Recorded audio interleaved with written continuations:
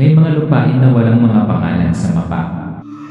Hindi dahil sa napakalayo nila, ngunit dahil walang maglalakas loob na markahan sila. Walang gustong maalala. At walang gustong bumalik. Ronnie ang pangalan ko. Isang maulan na hapon noong kalagitnaan ng 1,998, pumasok kami ng kapatid kong si Bito sa isa sa gayong mga lupain. Hindi kami mga bata na mahilig sa mga kwentong multo. Hindi rin kami mga cheap adventure seekers. Dalawa lang kaming binata mula sa kanayunan, mahilig sa live na musika, lasing sa mga party sa nayon. At ang pagkakamali lang namin noong araw na yon ay hindi manatili sa bahay. Nagsisimula ang kwento sa isang imbitasyon. Tol, sa kabilang baryo daw may sayawan. Tapos akyat tayo sa bundok. Doon na tayo magpalipas ng gabi. Mukhang kawili-wili, tama. Isang maikling biyahe, isang gabing pagtulog sa hangin sa bundok, alak, musika, mga kumikislap na ilaw. Pero ang naghihintay sa amin walang party. Ngunit kadiliman, tahimik, at gutom. Pagdating namin takip silim na. Umiling ang tricycle driver, ang mga mata ay nakatingin sa malayo. Hindi ko kayo tinatakot Pero, yang baryong yan, sa gabi kuta yan ng mga aswang. Umiti lang si kuya. Napalunok lang ako. Huwag maniwala, ngunit huwag ganap na tanggihan. Dahil alam ko, sa mga ganitong lugar, hindi gumagawa ng mga kwento para biro ang mga tao. Nagbubulungan ang mga tao dahil may nakikinig. At pumunta pa rin kami. Isang simpleng desisyon, hinila kami sa isang lugar na minsan lang binibisita ng mga tao sa isang buhay. Nagsimula ang lahat sa isang maliit na kalsada. Walang karatula. Walang pick-up. Basta isang grupo ng mga estranghero, nakangiti at nakaturo sa dilim. May mga paglalakbay na tila hindi nakakapinsala. Isang araw lang, isang paglalakbay sa kanayunan. Ngunit pagkatapos ito ay nagiging isang bagay na dala-dala mo sa natitirang bahagi ng iyong buhay. Kasi may mga lugar hindi ka dapat tumuntong. Ronnie ang pangalan ko. Noong taong iyon, 19 na taong gulang ako. At ang aking kapatid na lalaki, si Bito, ay naging 21 lamang. Hindi kami mayaman. Ngunit ang ating kabataan ay hindi kailanman nagkulang sa apoy. Sa tuwing naririnig nila na mayroong sayawan, isang live music party sa isang malayong nayon, ang magkapatid ay magsasama, anuman ang ulan o dilim. Pero minsan-minsan lang, mali ang napili naming puntahan. At halos hindi na bumalik. Tol, sa kabila raw ng bundok may sayawan. Pagkatapos, akyat tayo doon tayo matutulog sa taas. Ang ganda raw ng tanawin pag madaling araw. Si Bito, gaya ng dati, ang pasimuno. Laging maging gabay para sa mapangahas na pakikipagsapalaran. Medyo nag-alinlangan ako. Simula bata pa lang ako ay nakarinig na ako ng ilang kwento tungkol sa baryo na matatagpuan sa paanan ng bundok na yon. Kung saan pagkatapos ng takip silim, maagang nagsasara ang mga tao at walang tao sa labas ng kalsada. Tol, sigurado ka ba? May naririnig akong kwento tungkol sa mga aswang sa lugar na yon. Umiti lang si kuya. Ay naku, gawa-gawa lang ng matatanda yan. Para takutin ang mga bata. Tara na. Hindi ako tumututol. Pero kahit papaano, bumibigat ang puso ko. Pagdating namin sa maruming daan patungo sa baryo, madilim na. Tumawag kami ng tricycle. Ang driver, isang lalaki na halos 50 taong gulang, ay agad na tahimik matapos marinig ang lokasyon. Tumingin siya sa amin sa rearview mirror, ang kanyang mga mata ay nag-isip. Sigurado ba kayong pupunta doon? I'm so glad na ginawa ko. Hindi ko kayo tinatakot, pero puta yon ng mga aswang. Sumakit ang puso ko. Tatanggi na sana ako, pero sumabad muna si Bito. Okay lang po yon, kuya. May pupuntahan naman kami. Bumuntong hininga ang driver. Wala nang salita. Ngunit ang kanyang mga mata para bang dinala niya ang napakaraming tao sa lupain iyon at ilan lamang ang nakabalik. Huminto ang sasakyan sa harap ng isang pulang dumi na kalsada, puno ng mga bato at mga damong hanggang bukong-bukong. Walang ilaw sa kalye. Walang boses ng tao. Naroon lamang ang kagubatan at ang mga bubong ay tahimik na parang natutulog. Hindi pinatay ng driver ang makina, sumandal lang at sinabing, "O mga utoy, mag-iingat kayo ha. Sa umaga baryo ito." Pero paggabi kuta ito ng mga nilalang na hindi tao. Nakatayo kami doon, hindi gumagalaw ng ilang segundo. Pinaikot niya ang sasakyan at pinaandar ito, nag-iwan ng bakas ng alikabok at ang tunog ng makina na humihina. Walang babalikan. Nagpatuloy kami sa paglalakad. Nakangiti pa rin si Bito, inosente pa rin. At ako nagsimulang mapagtanto. Wala ni isang tao sa paningin. Walang nagsasalita. Walang asong tumatahol. Kahit telebisyon. Lahat ng pinto ay sarado. At sa ilang bintana may mga mata na nanonood. Lumingon ako. Wala pero goosebumps ang buong kamay ko. Hindi ko alam kung saan ako pupunta. Just know that that night outing took us straight to the heart of hell.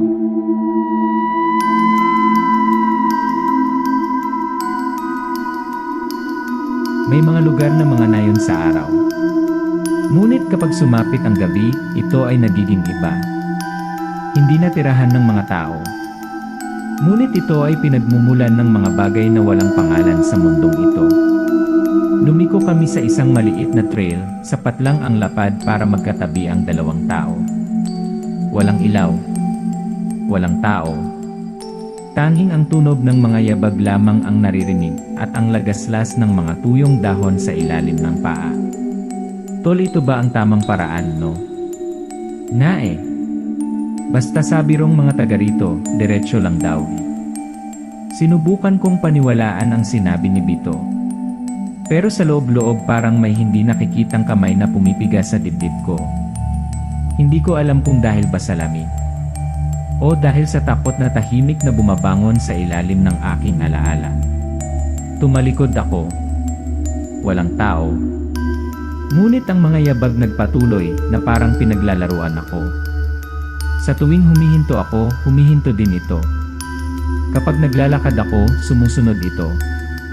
Bito, may naririnig ka ba? Wala naman, bakit? Kinakabahan ka ba? Hindi ako sumagot. Dahil sa sandaling yon, nakita namin ang tao. Nakaramdam ako ng lamig sa aking gulugod. Lumapit ang isang matandang lalaki, puno ng kawalan ang mga mata. Sinabi niya sa isang patag na boses. Sa taas pa. Diretso lang kayo, may daan papuntang bundok. Pambihira ang pagdilat ng kanyang mga mata. Boses na walang intonasyon.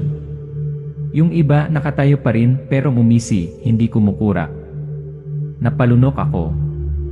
Ang bawat cell sa katawan ay sumisigaw. Pumunta i-ene. Tumakas ay-ene. Huwag manatili dito. Tol, asan na sila? Ha? Sino? Yung mga taga rito. Yung grupo. Bigla silang nawala. Tinapakan pa rin ng damo at malinaw pa rin ang mga bakas ng paa. Ngunit ang lalaki naglahong parang usok. Wala na kaming sinabi.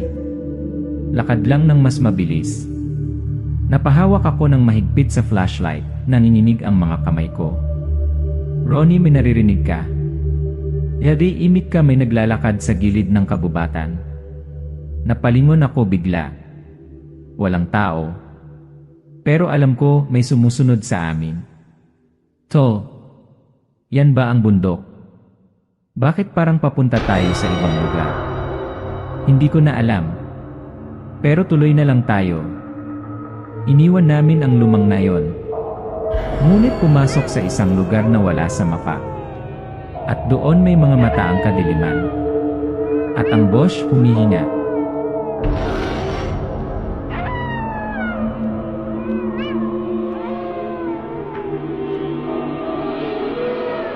May mga gabi hindi para matulog. Ang taong nagdala nito. At kung hindi ka tumakbo ng mabilis, hindi ka na magigising. Sa una ito ay amoy ng mamasa-masa na lupa. Tapos medyo malansang amoy, parang dugo ng lumang isda.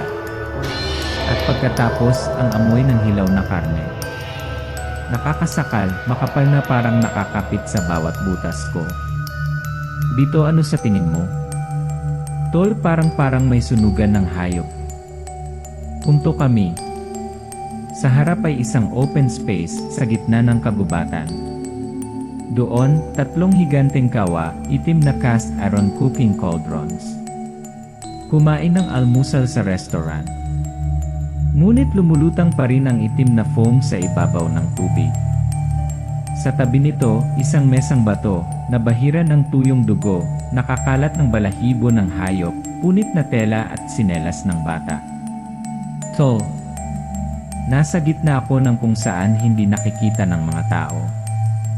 Sa tingin ko ito ang altar. Hindi na katulad ng dati.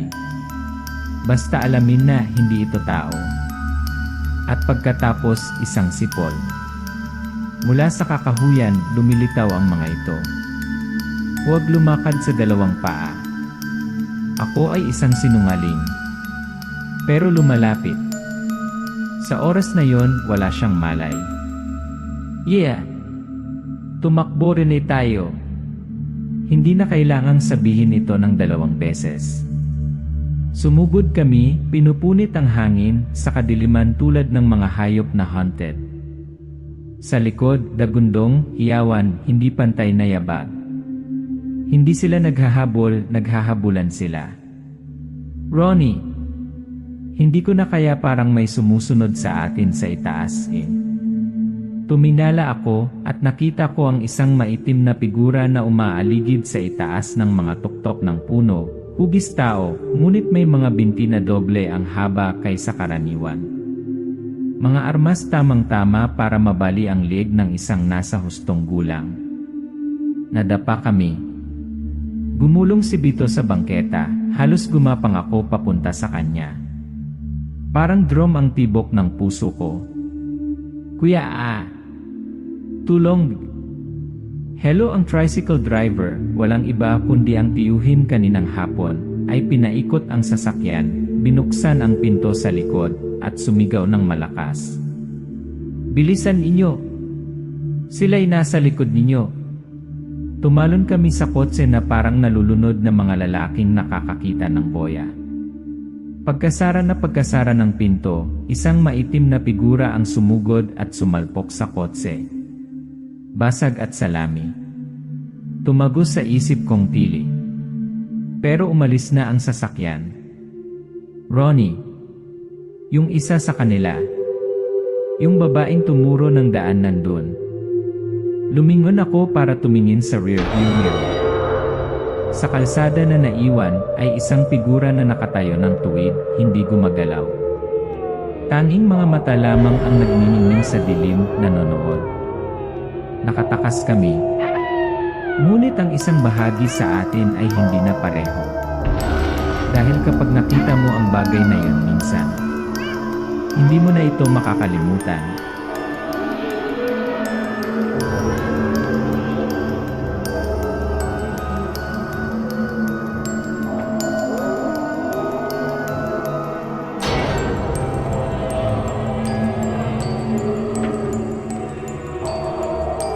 Nakatakas kami. Ngunit ang kadiliman ay hindi lamang nakatira sa kakahuyan. Minsan nakatira ito sa gitna mismo ng ngayon. Kahit sa mga taong pinakamamahal natin. Isang linggo matapos makatakas sa lupain ng mga demonyo, akala ko tapos na ang lahat. Babalik ako sa lungsod.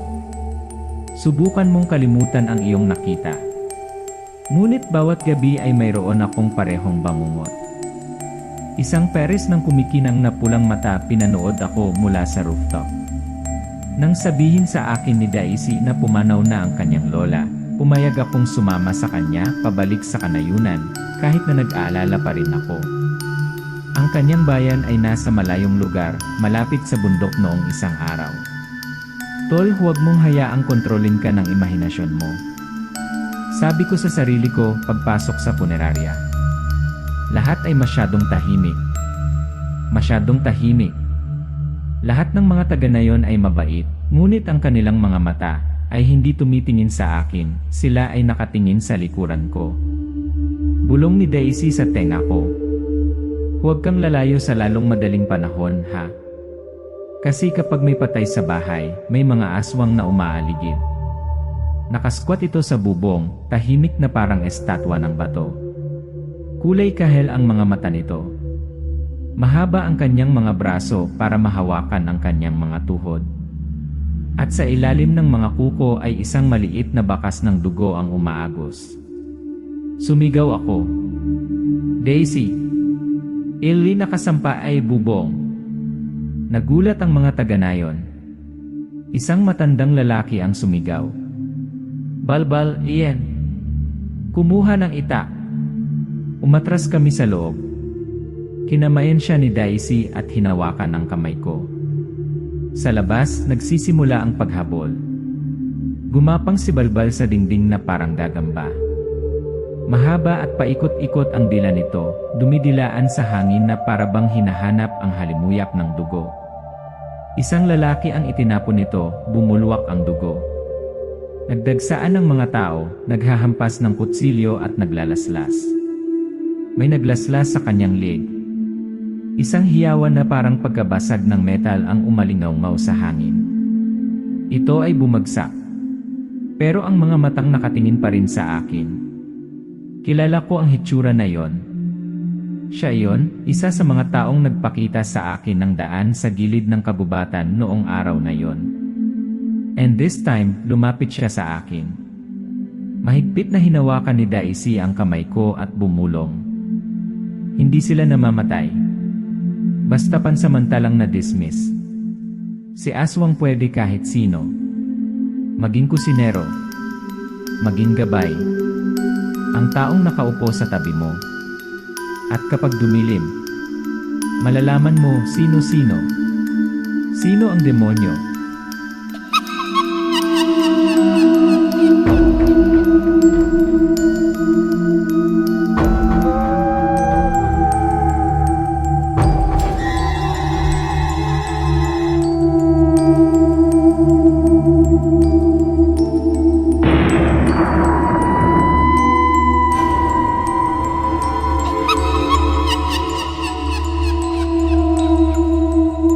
May mga sikreto na hindi nabubunya. Hindi sa walang nakakaalam. Ngunit dahil lahat ay natatakot na tingnan ito ng direkta. Nagtatrabaho ako noon sa isang sikat na restaurant sa Cebu Island. 3 lang ang tao doon, ako, isang waitress, at ang head chef, si Mang Agapito. Isang maamo, tahimik, kasiper na matanda pero lahat ng niluto niya ay masarap. Laging masikip. Walang nagtatanong. Walang duda. Hanggang sa isang maulan na gabi, binuksan ko ang pinto ng kusina. At ako ay natulala. Sa mesa ay isang ulo ng tao. At 2 maliliit na braso ng mga bata. Si Mang Agapito ay naghihiwa ng buto, sariwang dugong umaagos mula sa cutting board na nabahiran na ng pula. Napatakip ako sa bibig ko, umatras muntik ng mahulog. Pero hindi pa rin siya lumingon. Marunong ka palang makiusyoso, Estongi. Nagsalita siya sa boses hindi tao. Na-block ang restaurant. Nahuli si Mang Agapito. Ngunit sa bilangguan, kinagat niya ang kamay ng isa pang bilanggo, tumanggi siyang pakawalan hanggang sa masubo niya ang lahat ng laman. Namatay daw siya sa kulungan. Pero, narinig ko ang kwentong iyon mula mismo kay Estong nang pumunta siya sa akin isang hapon. Ang kanyang mga mata ay ligaw, ang kanyang mga labi, at ang kanyang mga kamay ay amoy ng murang sigarilyo. Ronnie, maniniwala ka ba? Sa tingin ko nakilala ko siya. Isang araw bago ka umalis sa nayon. Hindi siya patay. Nagbago lang siya ng mukha. Noon ko naintindihan. Ang mga aswang ay hindi mga halimaw na nakatira sa kagubatan. Nakatira sila sa piling natin. Magluto ng drive. Nagtatawanan at nag-uusap, nag-aanyaya sa mga kaibigan sa hapunan. Mga mata. Walang kumukurap. Hindi mainit. Basta sumunod ka. Akala ko nakatakas ako. Pero nagkamali ako. Hindi sila nananatili sa nayon. Sinundan nila ako sa lungsod. At baka, nakatayo siya sa likod mo ngayon din. Kung isang araw makakita ka ng estranghero na nakatingin sa iyo. Isang driver na hindi nagsasalita. Hindi kinakain ng chef ang niluto niya. Tandaan, hindi nawala si Aswang. Nagbabago lang sila ng anyo. At naghihintay ng tamang oras para kumain. Sa tingin mo ligtas ka na? Akala din nila dati,